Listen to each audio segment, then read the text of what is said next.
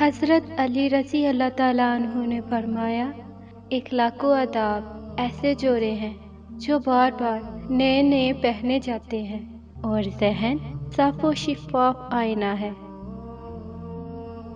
بے شک اللہ تعالیٰ اس بات کو پسند فرماتا ہے کہ جس طرح انسان کی نیت اس کی اطاعت میں مضبوط و قوی و خالص ہو، اسی طرح لوگوں کے حق میں اچھی ہو۔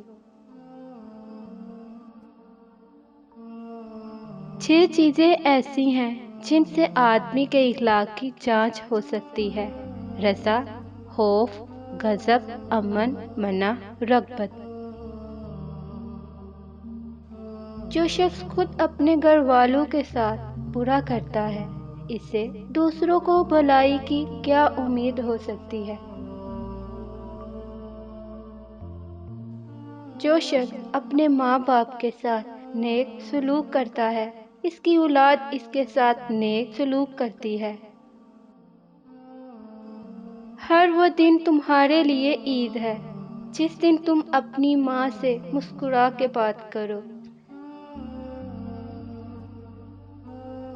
جس شخص کے اخلاق خراب ہو جاتے ہیں، اس کی روزی تنگ ہو جاتی ہے، اور جس کے اخلاق درست ہوں گے، اس کے رزق میں وسعت اور برکت پیدا ہونے لگتی ہے۔ لوگوں کے ساتھ نیک سلوک کرنا اللہ تعالیٰ کی رحمت کو پانا ہے۔ حسن خلق جیسا کوئی ساتھی نہیں، اور بدزن شخص کا کوئی دین و ایمان نہیں۔ چاپلوسی سے پرہیز کر، کیونکہ چاپلوسی ایماندار کے اخلاق میں سے نہیں۔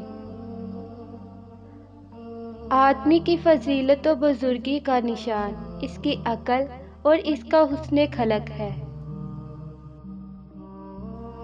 لوگوں سے اس طرح پیش آؤ کہ اگر مر جاؤ تو وہ تم پر روئیں۔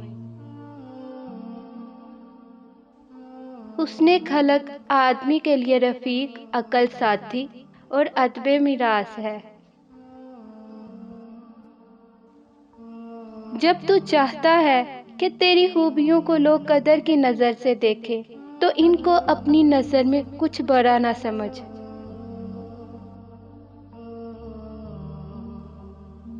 برے کلام کا جواب بھی برا اور ناپسندیدہ ہوتا ہے۔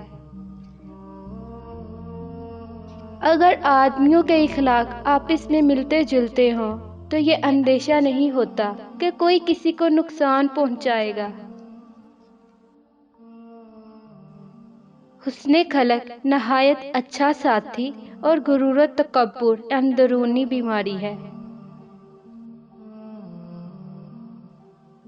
حسن خلق محبت پیدا کرتا اور دوستی کو بڑھاتا اور مضبوط کرتا ہے۔ نیک سلوک کرنے سے آدمی غلام ہو جاتا ہے۔